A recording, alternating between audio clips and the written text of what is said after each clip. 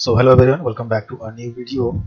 So as I said in previous video that I'm starting a new series of physical science where I'll be solving previous 5 years questions of physical science. So in previous video we have done the MCQ questions of 2017, and in this video we'll be solving the MCQ questions of 2018. Not only MCQ, Group B, Group C, Group D सारा कुछ करेंगे हम लोग, ठीक है? And this video is quite interesting for everyone, whether you're a student of class 9 or 10. दोनों के लिए बहुत इंपॉर्टेंट ये वीडियो, क्योंकि इसमें इतना सारा कंसेप्ट है जो कि हर बोर्ड के लिए, not only West Bengal board, हर बोर्ड के स्टूडेंट्स के लिए बहुत ज़्यादा इंपॉर्टेंट है, ठीक है? क्योंकि साइंस तो हर जगह एक ही होता है। सो तुम लोग अगर कुछ भी काम कर रहे हो तो उसको छोड़ो, ठीक है? इस वीडियो को ऐसा हड़बड़ी मत देखना, आराम से अगर बाहर हो तो घर जाओ, ईयरफोन लगाओ आराम से और मन को शांत करके वीडियो देखो, क्योंकि there are some concepts in this video which are very important to understand, ठीक है? Some students they understand also this concepts but they forget, भूल जाते हैं, ठीक है? तो I have tried in this video to make you understand clearly so that you won't forget, at least exam तक तो मत भूलो। So let's start, okay? And not only physical science, I'll bring life science, history, and अगर time मिला तो math भी लाऊंगा, not only math, ठीक है? This year I'll bring previous 5 years questions of class 12 accountancy, class 12 economics, class 12 business studies, ठीक है? I'll show you answer writing also, and if more students will be connecting with me, अगर ज़्यादा से ज़्यादा student अगर मेरे से जुड़ेंगे तो मैं after class 12 I'll bring the questions of competitive exams also, which will help you a lot, ठीक है? So you share this video to your friends so that उनको भी पता चले, ठीक है? अगर ज़्यादा स्टूडेंट जुड़ेंगे तो ही मेरा मन करेगा कि मैं ज़्यादा वीडियो लाऊंगा, ऐसा क्वेश्चंस का जो वीडियो लाऊंगा, और अगर ज़्यादा स्टूडेंट नहीं देखेंगे तो क्या ही मतलब है, ठीक है? So let's start this. So this is the syllabus as I said in previous video also. इसका एक स्क्रीनशॉट ले लो तुम लोग, यहाँ पर चैप्टर्स और मार्क्स अच्छे से डिवाइड किया हुआ है, ठीक है?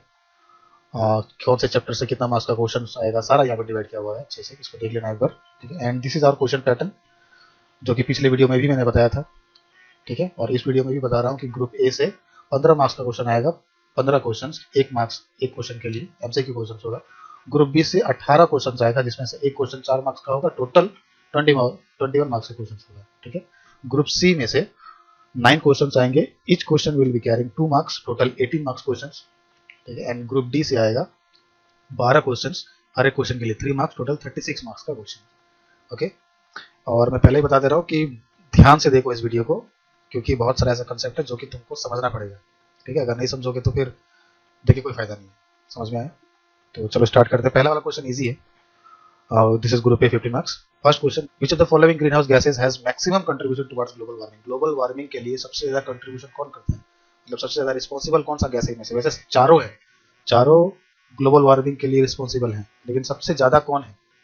So I hope you know this answer. जो इस साल माध्यमिक देने वाले हैं उनको तो पक्का पता होगा। कि अगर तुमको फिर भी नहीं पता इसका आंसर तो फिर तो इसका आंसर सबको पता होगा। I hope the correct answer will B carbon dioxide. और अगर ऑप्शन में कार्बन डाइऑक्साइड नहीं हुआ तो लगाना है वाटर वेपर, क्योंकि कार्बन डाइऑक्साइड के बाद वाटर वेपर ही है जो सबसे ज्यादा रिस्पॉन्सिबल है ग्लोबल वार्मिंग के लिए, ठीक है?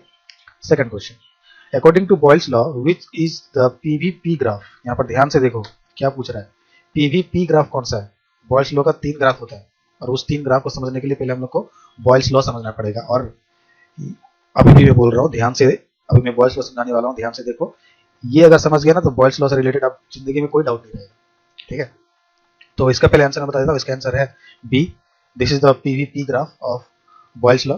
और ये ग्राफ आया कहाँ से, कौन कौन से अदर ग्राफ से, ये अभी आप लोग देखेंगे, ठीक है? उससे पहले लेट्स सी बॉयल्स लॉ, ठीक है? सो बॉयल्स लॉ क्या कहता है, ध्यान से देखो। When temperature and number of moles remain constant, the volume of a given mass of a gas is inversely proportional to the pressure of the gas. क्या बोल रहा है? बोल रहा है कि when temperature and number of moles remain constant, क्या क्या constant है? Temperature and number of moles, ध्यान देना इसको। नंबर ऑफ मोल्स भले ही भूल जाना, लेकिन टेम्परेचर याद रखना कि बॉयल्स लॉ में टेम्परेचर कांस्टेंट होता है, ठीक है? क्या कांस्टेंट होता है बॉयल्स लॉ में? टेम्परेचर, ठीक है? अगर temperature and number of moles constant हो तो किसी भी गैस का जो प्रेशर है वो इन्वर्सली प्रोपोर्शनल होता है वॉल्यूम के। मतलब अगर वॉल्यूम बढ़ा तो प्रेशर घटेगा, और अगर प्रेशर बढ़ा तो वॉल्यूम घटेगा। मैं बताता हूँ उसका एक अच्छा सा एग्जांपल देके। मान लो ये कंटेनर है, यहाँ पे कुछ गैस रखा हुआ है, ठीक है? गैस रखा हुआ है, और यहाँ पर एक पिस्टन लगा हुआ है ऐसे, ठीक है? पिस्टन लगा हुआ है ऐसे। मान लो यहाँ पर 40 लीटर जो है गैस है, ठीक है? अगर मैं कॉमन सेंस वाली बात है, ठीक है। अगर मैं इस पे प्रेशर बढ़ाऊं मतलब कि इसको, तो ये जो है पिस्टन ये यहाँ से यहाँ चलाएगा, ठीक है। तो क्या होगा, गैस कंप्रेस होगा, तो गैस का वॉल्यूम देखो क्या हो रहा है, कम हो रहा है ना। मान लो 40 लीटर था तो 20 लीटर हो जाएगा ये। मैंने क्या किया, प्रेशर बढ़ाया तो वॉल्यूम कम हुआ। अगर मैं इसका उल्टा करूँ तो, अगर इसी पिस्टन को मैं ऊपर ले जाऊँ तो गैस क्या होगा, यहाँ तक पूरा फैल जाएगा। देखो मैंने प्रेशर डिक्रीज किया तो वॉल्यूम बढ़ गया। यही होता है कि वॉल्यूम और प्रेशर एक दूसरे के इनवर्सली प्रोपोर्शनल होता है, ठीक है। ये वाले जीएफ में देखो यहाँ पे गैस रखा हुआ है, ये पिस्टन है, देखो पिस्टन प्रेशर वॉल्यूम कम, प्रेशर ज्यादा वॉल्यूम कम, प्रेशर डिक्रीज वॉल्यूम ज्यादा। देखो यहाँ पर सब है ना, प्रेशर ज्यादा वॉल्यूम कम, प्रेशर कम वॉल्यूम ज्यादा, ये सब है। तो ये कॉमन सेंस वाली बात है, यही बताया बॉयल्स ने कि pressure and volume are inversely proportional to each other when, जब temperature and number of moles constant हो, ठीक है। ये कंडीशन है। अब ये वाली चीज ध्यान से देखना, इतना समझ में आ गया, आई होप इतना समझ में आ गया होगा। अगर नहीं आया है तो वीडियो को दोबारा देखो, ठीक है। अब अगर समझ में आ गया है तो ये चीज मैंने क्या बोला कि जो प्रेशर है that is inversely proportional to volume, या फिर volume inversely proportional to pressure, ठीक है। एंड बच्चों को पता है, सबको पता है ये बात कि अगर हम लोग यहाँ से प्रोपोर्शनलिटी का साइन हटाते हैं और इक्वल टू का साइन डालते हैं तो एक कांस्टेंट आ जाता है, इनटू 1/v। सबको पता है ये बात, very easy. So P equals to k/v, बहुत ही आसान।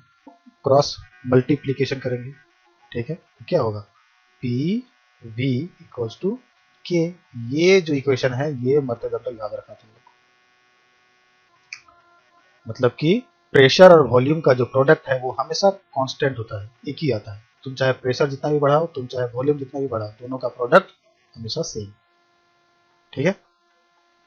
अब आगे, so there are 3 graphs, so will do one by one. पहला नंबर ग्राफ देखो, पहला नंबर ग्राफ है पीवी ग्राफ। हम लोग प्रेशर और वॉल्यूम को कंपेयर करके एक ग्राफ ड्रा करेंगे, ठीक है। प्रेशर और वॉल्यूम एक दूसरे के इनवर्सली प्रोपोर्शनल होता है। मैं ध्यान से सुनो मैं क्या बोल रहा हूँ, प्रेशर और वॉल्यूम मैं 1/v नहीं बोल रहा हूँ, I am saying just P and V, ठीक है।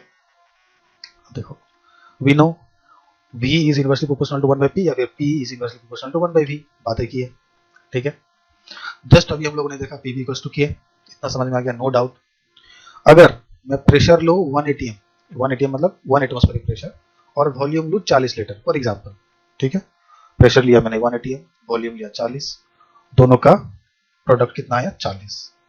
अगर मैं प्रेशर बढ़ाऊं 2 atm कर दूं तो वॉल्यूम क्या होगा, घटेगा।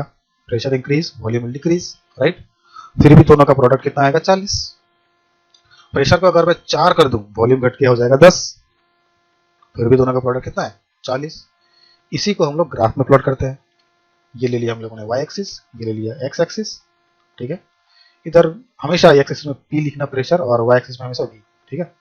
जब हम लोग ने ग्राफ प्लॉट किया तो देखा कि एक कर्व लाइन आ रहा है, कैसे, इस तरफ P है इस तरफ V है, ठीक है। P अगर 1 atm है, P 1 atm यहाँ पर, ठीक है, और वॉल्यूम 40, वॉल्यूम 40, यहाँ पर एक डॉट लगाया। प्रेशर 2 atm तो वॉल्यूम 20, यहाँ पर 2, यहाँ पर देखो इस लाइन में 20, यहाँ पर प्रेशर 4 तो वॉल्यूम 10, प्रेशर 4 तो वॉल्यूम 10, सबको मिलाएंगे तो कर्व लाइन आएगा ना, ऐसा ऐसा। ये भी एग्जाम में पूछ सकता है, 2018 में ये पूछा था तो हो सकता है कि 2023 में ये पूछ दे, इसलिए मैं बता रहा हूँ। हो सकता है 2 मार्क्स का पूछे, हो सकता है 3 मार्क्स का पूछे, इसलिए मैं बता रहा हूँ तीनों का तीनों, ठीक है। ध्यान दो समझो। तो पीवी ग्राफ जो है वो उसमें एक कर्व लाइन बनता है, इसको पैराबोला बोलते हैं, ठीक है। ऐसा लाइन, इस टाइप का ग्राफ बनता है पीवी ग्राफ। सो पीवी ग्राफ समझ में आ गया, बस इतना ही है, ज्यादा कुछ नहीं है, ठीक है। चलो अब दूसरा देखते हैं। दूसरा है P वर्सेस 1/v। अभी देखो P वर्सेस V नहीं है, P वर्सेस 1/v। अगर मैं बोलूं क्या था, P is inversely proportional to 1/v था। अभी हम लोग इस पूरे 1/v को ले रहे हैं। अगर पूरे 1/v को मान लो मैंने m मान लिया तो P is directly proportional to m हो जाएगा। इसका मतलब अगर P बढ़ा तो m भी बढ़ेगा, राइट, लॉजिक है, समझ में आ गया।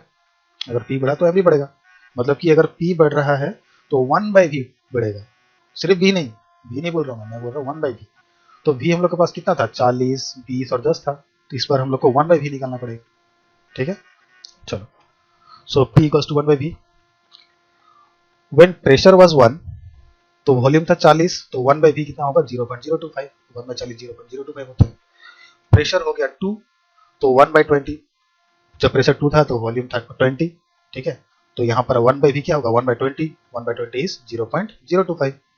प्रेशर हो गया 4 तो वॉल्यूम था 10, इसका मतलब 1/v मतलब 1/10, तो 1/10 इक्वल्स टू 0.1। अब इसका ग्राफ करते हैं। समझ में आ गया, नहीं समझ में आया तो वीडियो दोबारा देखो। ठीक है, y एक्सिस, x एक्सिस, इधर p और इधर 1/v। ठीक है, अभी देखो तुम लोग यहाँ से ध्यान से कि जैसे जैसे मैंने बोला ना कि जैसे जैसे p बढ़ रहा है 1 2 4, वैसे जैसे 1/v भी बढ़ रहा है, 0.025 0.05 और 0.1 ऐसे ही बढ़ रहा था, 1/v बढ़ रहा था। ठीक है, अब देखो यहाँ पर जब मैंने ग्राफ प्लॉट किया तो जब प्रेशर था 1 तो 1/v कितना था, 0.025 0.025 यहाँ। जब प्रेशर था 2 तो 1/v कितना था, 0.5 0.05। जब प्रेशर था 4 तो वॉल्यूम कितना था, 1/v 0.1 0.1। ये एक स्ट्रेट लाइन बनता है, तो p वर्सेस 1/v ग्राफ में कुछ इस टाइप का ग्राफ बनता है। ठीक है, इतना समझ में आ गया। अब तीसरा ग्राफ देखते हैं, सब इजी है, बहुत इजी, नर्सरी। अभी pvp ग्राफ देखते हैं जो पूछा गया था सवाल में, 2018 में सवाल। ठीक है, देखो pv इक्वल्स टू के, नो डाउट इतना समझ में आ गया था हम लोग को। p था 180, v था 40 तो इक्वल्स टू 40, 2 हो गया तो इसका हो गया 20 और वो हो गया 40। इतना समझ में आ गया। अभी देखो यहाँ पे क्या हो रहा है, ध्यान से देखना कि मैं अगर प्रेशर को 1 करूं तो भी pv कितना आ रहा है, 40। अगर p को मैं 2 कर दूं तो भी प्रोडक्ट कितना आ रहा है, 40। अगर p को मैं 4 कर दूं तो भी प्रोडक्ट कितना आ रहा है, 40। सो if p is 1 still pv is 40, if p is 2 still pv is 40, if p is 4 still pv is 40। तो इसका ग्राफ ड्रॉ करते हैं हम लोग। देखो ये हो गया y एक्सिस, ये हो गया x एक्सिस। x एक्सिस में हमेशा प्रेशर और y एक्सिस में pv। ठीक है, तो देखो अभी ग्राफ ड्रॉ करते हैं। जब प्रेशर था 1 तो pv था 40। जब प्रेशर था 2 तो भी pv था 40। जब प्रेशर था 4 तो भी pv था 40। तो ये एक ऐसा स्ट्रेट लाइन बन रहा है कि नहीं, तो इस तरह का ग्राफ बन रहा है, राइट। तो यही ग्राफ था हमारा आंसर, pvp में इस तरह का ग्राफ बनता है। ठीक है, समझ में आ गया Boyle's law. I hope you have understood Boyle's law completely. Some more examples are there, so we will be discussing that when we will solve group B, group C, group D. ठीक है, तो examples के through समझोगे तो और मजा आएगा। फिलहाल यहाँ तक समझ में आ गया, अब आगे बढ़ते हैं। चलो, if the vapor density of a carbon containing gaseous substance is 13, which of the following can be its molecular formula। बोल रहा है कि एक कोई गैसेस सब्सटेंस है, ठीक है, जिसका वेपर डेंसिटी है 13, VD कितना है, 13 है। तो इसमें से कौन सा वो गैसेस सब्सटेंस है जिसका वेपर डेंसिटी 13 है, which can be it's molecular formula. ठीक है, तो जब भी वेपर डेंसिटी का बात आएगा बाबू, देखो एक सिंपल सा काम करना, हम लोग को फॉर्मूला पता है कि molecular weight equals to 2 times of vapour density, simple. ठीक है, तो सबसे पहले मोलिकुलर वेट निकाल लेते हैं हम लोग। Molecular weight equals to 2 into vapour density कितना है, 13 equals to 26। Molecular weight equals to 26। अब देखो मोलिकुलर वेट हम लोग को पता चल गया, मतलब कि इनमें से जिसका भी मोलिकुलर वेट 26 होगा इसका मतलब आंसर वही है। तो हम लोग सबका निकालते हैं कि किसका मोलिकुलर वेट 26 है। अगर तुम लोग प्रैक्टिस में हो तो तुम लोग देख के बता सकते हो। ठीक है, और अगर प्रैक्टिस में नहीं हो तो फिर बहुत ईजी है, करना पड़ेगा, बहुत ही मतलब चुटकियों का काम है।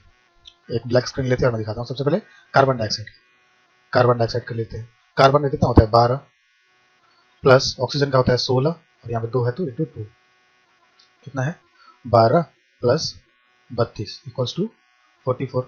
ये नहीं है। चलो दूसरा देखते हैं, दूसरा क्या था, दूसरा देखते हैं, दूसरा क्या था C2H2। C2H2 कार्बन का होता है 12 इंटू 2 प्लस हाइड्रोजन का होता है 1 इंटू 2, तो 12 दूना 24, 24 प्लस 2 26। आगे करने का जरूरत ही नहीं, 26 तो निकल गया ना। और आगे क्या था, ये C2H6 और C2H4 करने का जरूरत ही नहीं, जब हम लोग को पता है कि C2H2 है, इसका 26 आ गया। So answer will be C2H2, easy. Let's go to next question.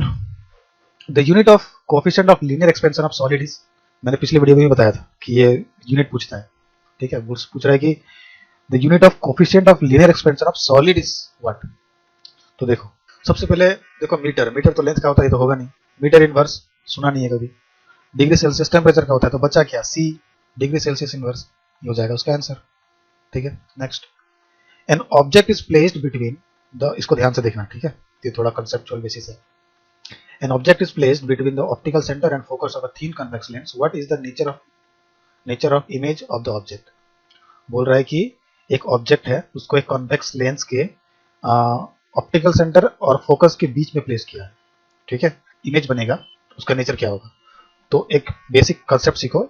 In case of mirror, in case of mirror, जब मिरर की बात हो रही हो, एक मिरर बनाओ, ठीक है, मान लो ये कनकेव मिरर है, ठीक है, तो जब कनकेव मिरर में इस तरफ से लाइट आता है, तो अगर इस तरफ से लाइट आ रहा है, ठीक है, इस तरफ से लाइट आ रहा है और इधर ही इमेज बन गया, इमेज इधर ही बन गया, तो उसको बोलते हैं हम लोग रियल इमेज। इसको लिख लो, भूल जाओगे, ठीक है, लिखो, राइट राइट राइट राइट।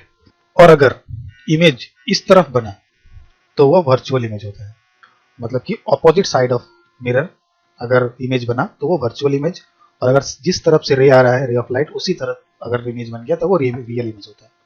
समझ में आया। अब इन केस ऑफ लेंस,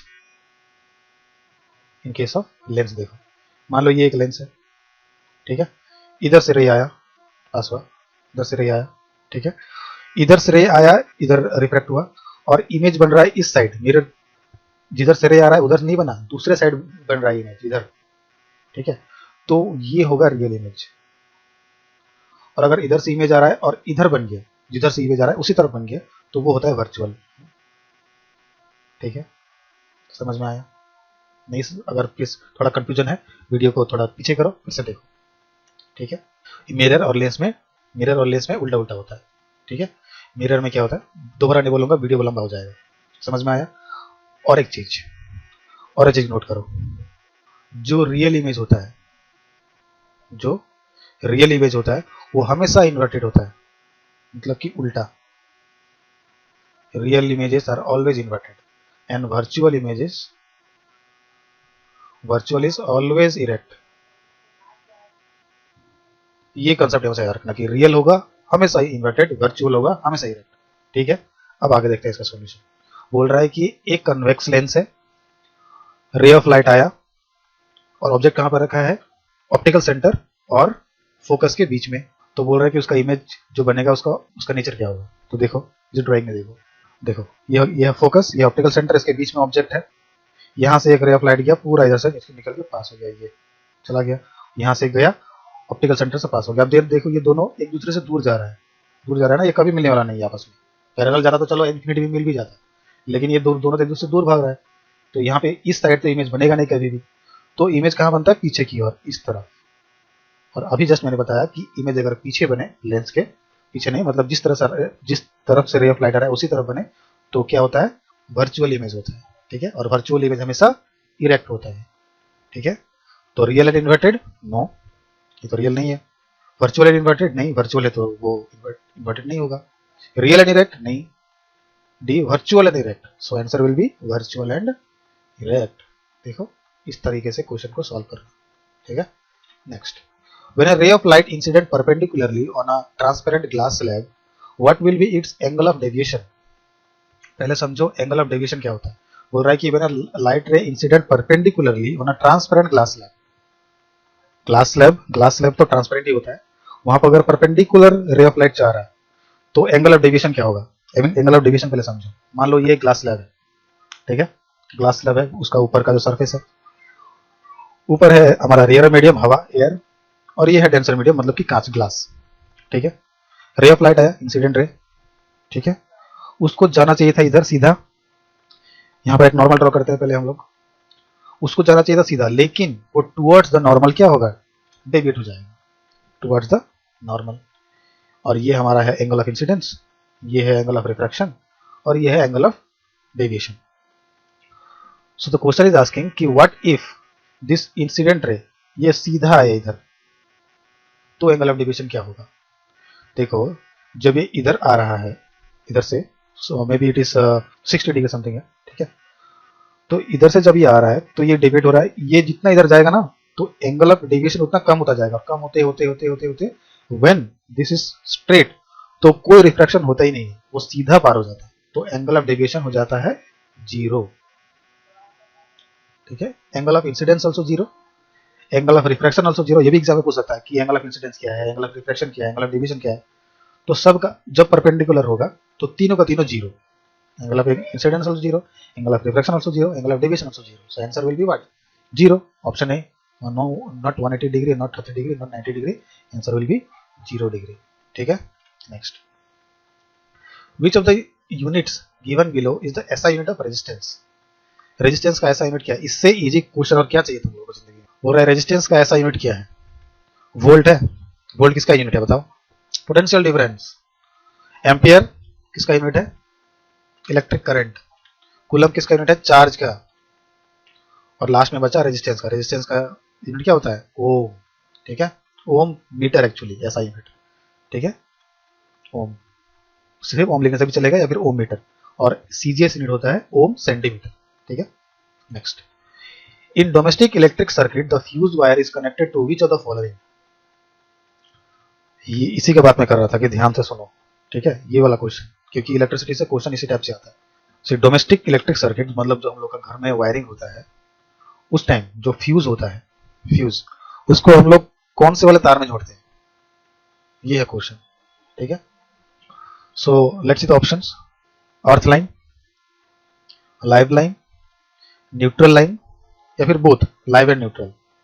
सो इसका आंसर पहले मैं बता दूं, उसके बाद मैं बताऊंगा कि इसके पीछे का लॉजिक क्या है, क्योंकि कॉन्सेप्ट इज इंपॉर्टेंट, कॉन्सेप्ट समझना है तुम लोग को। इसका आंसर है लाइव लाइन। ठीक है, जो हम लोग का घर का डोमेस्टिक मतलब कहीं भी जहां पर भी फ्यूज होगा वहां पे हमेशा जिसमें जो लाइव लाइन होता है जहां पे 220 वोल्ट का करंट पास हो रहा होता है, हम लोग फ्यूज जो है उसी वायर में जोड़ते हैं, ना कि न्यूट्रल में जिसमें 0 वोल्ट होता है उसमें नहीं जोड़ते हैं, हमेशा लाइव लाइन में जोड़ते हैं। क्यों ऐसा, ऐसा क्यों? ये भी क्वेश्चन आया हुआ है, शायद ग्रुप सी या ग्रुप बी में है।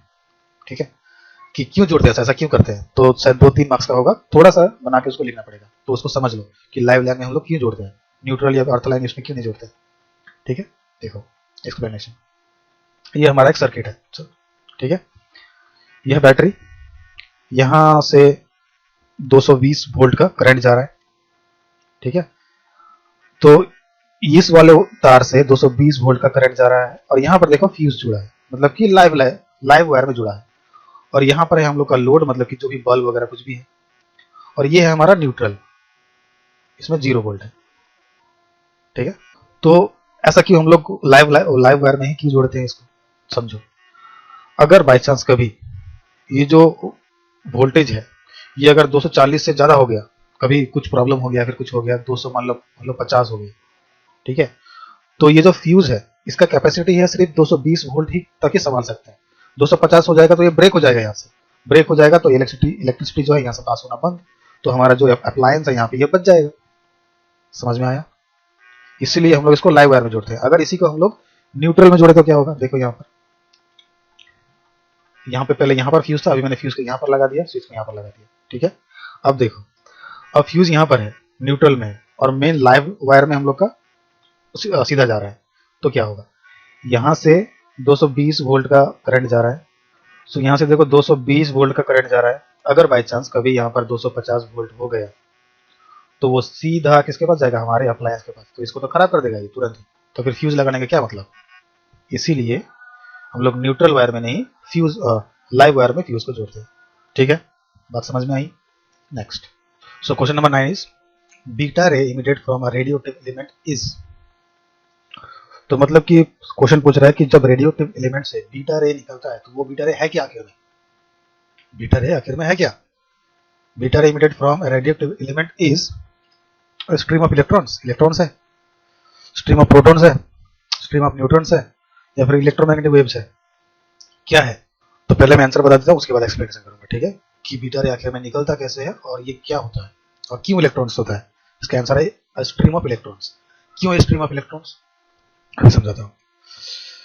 उसको समझने से पहले ध्यान से इस चीज को अपने दिमाग में बिठा कर रखो। ठीक है, ये बहुत ही बेसिक्स है। ठीक है, तो इसको दिमाग में बिठा कर रखो। सबसे पहली बात ध्यान से सुनो, जो इलेक्ट्रॉन्स होता है ना, इलेक्ट्रॉन्स सबको पता है, हम लोग ने, मैं तुम लोग को बचपन से बताता आ रहा हूँ क्लास स्कूल में, कि इलेक्ट्रॉन का चार्ज होता है नेगेटिव और इसका मास होता है जीरो। जीरो एक्चुअल में होता नहीं है, लेकिन हम लोग कंसीडर करते हैं कि जीरो होता है। किसी का मास तो जीरो होता नहीं है, कुछ तो मास होता है, लेकिन हम लोग जीरो मानते हैं। ठीक है, इलेक्ट्रॉन का चार्ज होता है नेगेटिव, याद रखना, नेगेटिव चार्ज, माइनस चार्ज और मास जीरो। प्रोटॉन का बताओ तो सबको पता होगा, प्रोटॉन का पॉजिटिव चार्ज होता है, एक पॉजिटिव चार्ज और मास होता है 1 mu। और न्यूट्रॉन, न्यूट्रॉन का कोई चार्ज नहीं होता है, चार्ज जीरो, लेकिन मास होता है 1 mu। और इसको लिखते कैसे हम लोग, मान लो मैं इलेक्ट्रॉन लिख रहा हूँ, इलेक्ट्रॉन, तो ई लिखूंगा और ऊपर लिखूंगा मैं मास, मास नंबर नहीं, मास, ऊपर लिखूंगा जीरो और यहां पर लिखूंगा चार्ज -1। तो मैं इलेक्ट्रॉन को ऐसा लिखूंगा E0 -1। ये वाला चीज ध्यान से देखो, अभी आगे इसका यूज होगा। ठीक है, ध्यान से देखो, E0 -1 मतलब किसी का भी मास जीरो है और चार्ज नेगेटिव है तो वो इलेक्ट्रॉन से। ठीक है, आगे देखो, सबसे पहले इसको देखो, ये एक एटम है और ये जो घूम रहा है इस तरह करके, ये इलेक्ट्रॉन है। और ये जो बीच में है वो क्या है, हमारा न्यूक्लियस। हम लोग न्यूक्लियस की बात करेंगे, क्योंकि हम लोग इलेक्ट्रॉन की बात नहीं करेंगे, हम लोग प्रोटॉन और न्यूट्रॉन की बात कर रहे हैं, हम लोग इसकी बात करेंगे। ठीक है, उससे पहले एक चीज मैं बताता हूँ कि मान लो कोई एक न्यूक्लियस है, ध्यान से सुनो मैं क्या बोल रहा हूँ। कोई एक न्यूक्लियस है, उसके अंदर प्रोटॉन और न्यूट्रॉन्स होता है और इलेक्ट्रॉन तो बाहर से कर लगाता है। ठीक है, तो उस न्यूक्लियस में कभी अगर नंबर ऑफ न्यूट्रॉन्स ज्यादा हो जाए नंबर ऑफ प्रोटॉन से, प्रोटॉन न्यूट्रॉन दोनों साथ में है। ठीक है, न्यूक्लियर फोर्स है वो पूरा जकड़ा हुआ है आपस में, दोनों चिपक के बैठा हुआ है। लेकिन कभी कभी अगर न्यूट्रॉन का संख्या, न्यूट्रॉन का नंबर ज्यादा है, प्रोटॉन थोड़ा कम है, मान लो न्यूट्रॉन से 5, प्रोटॉन से 3। ठीक है, तो बताओ क्या वो स्टेबल रहेगा? स्टेबल नहीं रहेगा, वो तो इधर उधर भागने की कोशिश करेगा। न्यूट्रॉन ज्यादा है, प्रोटॉन कम है, तो वो जो न्यूक्लियस है वो अनस्टेबल होगा। और एक अनस्टेबल न्यूक्लियस को ही हम लोग रेडियो एक्टिव एलिमेंट बोलते हैं। वो एलिमेंट जिसका न्यूक्लियस जो है अनस्टेबल होता है। ठीक है, वो बाद में बताऊंगा मैं, फिलहाल इस पे कॉन्सेंट्रेट करो। ये कुछ ऐसा हालत होता है, ये एक अनस्टेबल न्यूक्लियस है। ठीक है, ये मतलब देख के पता चल रहा है कि अनस्टेबल है, स्टेबल नहीं है।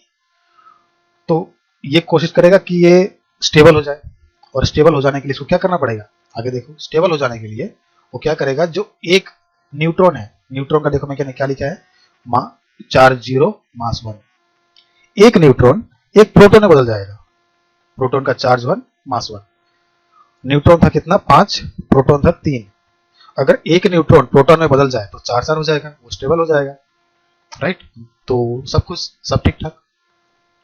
अब देखो इसको ध्यान से देखो, ऐसा क्यों होगा, न्यूट्रॉन प्रोटॉन में क्यों बदल जाएगा, स्टेबिलिटी लाने के लिए, ताकि न्यूक्लियस स्टेबल हो जाए, टू ब्रिंग स्टेबिलिटी। ठीक है, अब ध्यान से देखो, ये जो मैंने चेंज किया, तो क्या ये दोनों बैलेंस है? बैलेंस नहीं है, हम लोग को पता है कि बैलेंस करना पड़ता है, लेफ्ट हैंड साइड और राइट हैंड साइड दोनों बैलेंस होना चाहिए। ऊपर एक है, यहाँ पर भी एक है, ओके, ये तो बैलेंस है। यहाँ पर 0 है, यहाँ पर 1 है, क्या ये बैलेंस है? नहीं है, इसको बैलेंस करना पड़ेगा।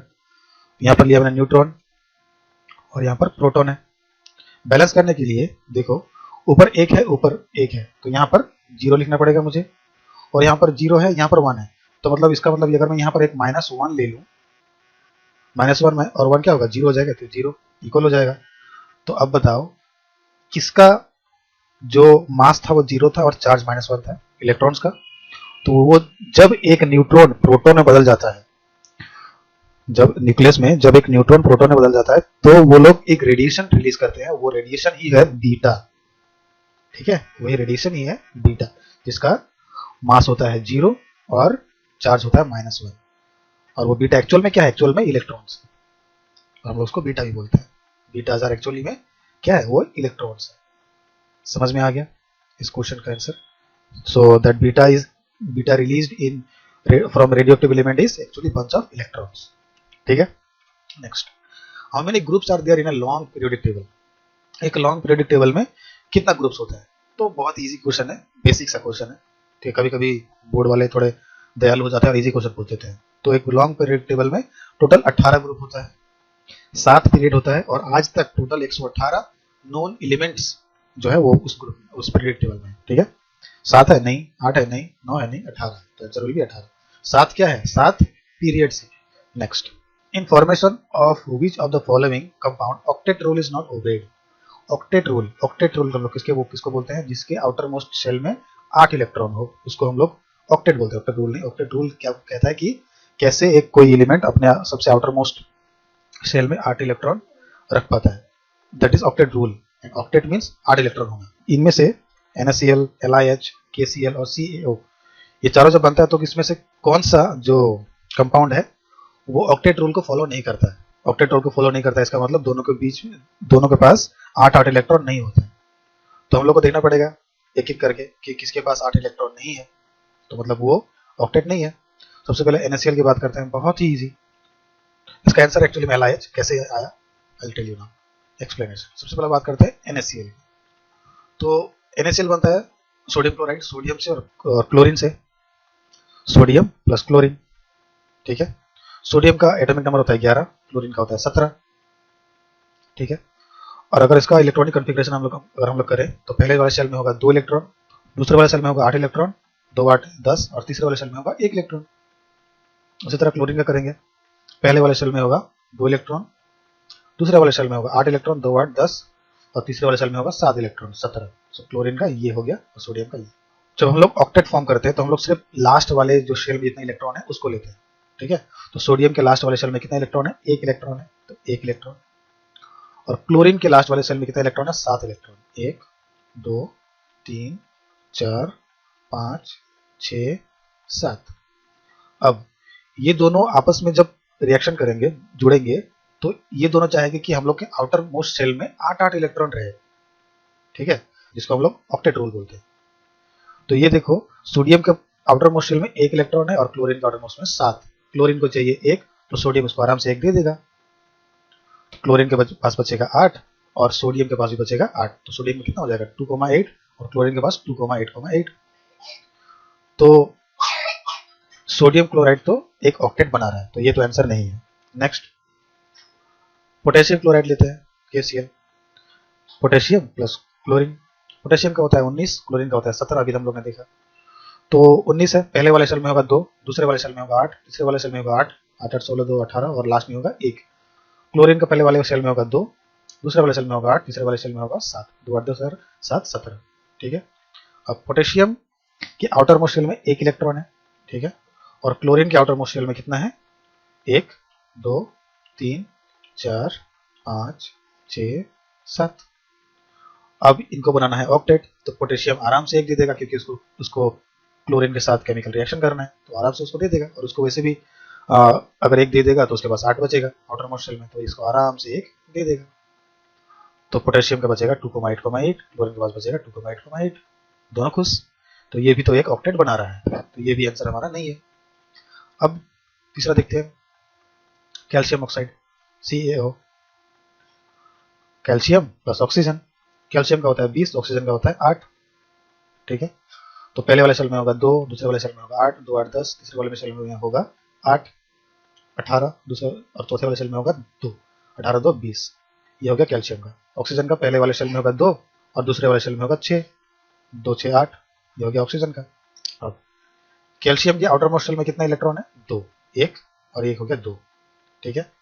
और ऑक्सीजन के आउटर मोस्ट शेल में 6 इलेक्ट्रॉन है, 1 2 3 4 5 6। तो ऑक्सीजन को एक ऑक्टेट बनाने के लिए कितना इलेक्ट्रॉन चाहिए, 2, और कैल्शियम के पास है 2, तो ये दोनों इसको आराम से दे देगा। 1 दिया और दूसरा दिया, तो ऑक्सीजन के पास भी हो गया 8, कैल्शियम के पास भी हो गया 8। कैल्शियम का 2,8,8 और ऑक्सीजन का 2,8, ठीक है, ये 1 8 नहीं होगा, गलती से लिख गया। सो ये भी एक ऑक्टेट बना रहा है। 4th नंबर में क्या है, LiH, लिथियम और हाइड्रोजन। तो देखो, लिथियम और हाइड्रोजन, लिथियम का एटॉमिक नंबर होता है 3, हाइड्रोजन का होता है 1। तो इसका पहले वाले सेल में होगा 2, दूसरे वाले सेल में होगा 1, इसका तो एक ही सेल बनेगा हाइड्रोजन का, इसमें होगा 1, ठीक है।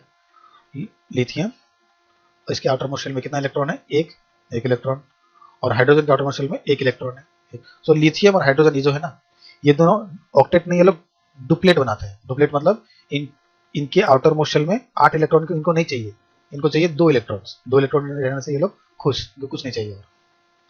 तो लिथियम के पास है 1 एक्स्ट्रा और हाइड्रोजन को चाहिए एक, तो लिथियम इसको एक दे देगा, तो हाइड्रोजन भी बनाया डुप्लेट और लिथियम का भी हो गया duplet, 2 electrons.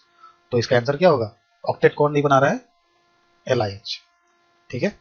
So answer will B LiH। ऐसा करके तुम लोग आंसर निकाल सकते हो। Number 12, which of the following can conduct electricity, इनमें से कौन सा इलेक्ट्रिसिटी कंडक्ट कर सकता है? Number 1 molten NaCl, number 2 liquid HCl, number 3 solid NaCl, या फिर एक्वा सॉल्यूशन ऑफ ग्लूकोज, ठीक है। तो देखो एक्वा सॉल्यूशन ऑफ ग्लूकोज में क्या होता है? सबसे पहली बात तो ये कि एक इलेक्ट्रिसिटी कंडक्ट करने के लिए हमेशा याद रखना कि फ्री आयंस चाहिए, जिसमें फ्री आयंस नहीं है वहां से इलेक्ट्रिसिटी कंडक्ट हो ही नहीं सकता। तो एक्वा सॉल्यूशन ऑफ ग्लूकोज में फ्री आयंस नहीं होता है। सॉलिड NaCl तो कॉम्पैक्ट ऊपर से सॉलिड है, इनका मॉलिक्यूल्स इनके एटम्स के आपस में बहुत टाइटली जुड़े होते हैं, तो इसमें आयंस फ्री आयंस तो होने का बात ही नहीं है, ठीक है। और HCl जो है ये कोवैलेंट बॉन्ड बनाता है, ये भी इसके पास भी फ्री आयंस नहीं है।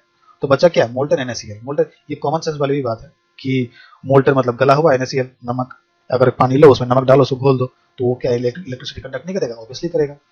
इसका आंसर क्या हो जाएगा?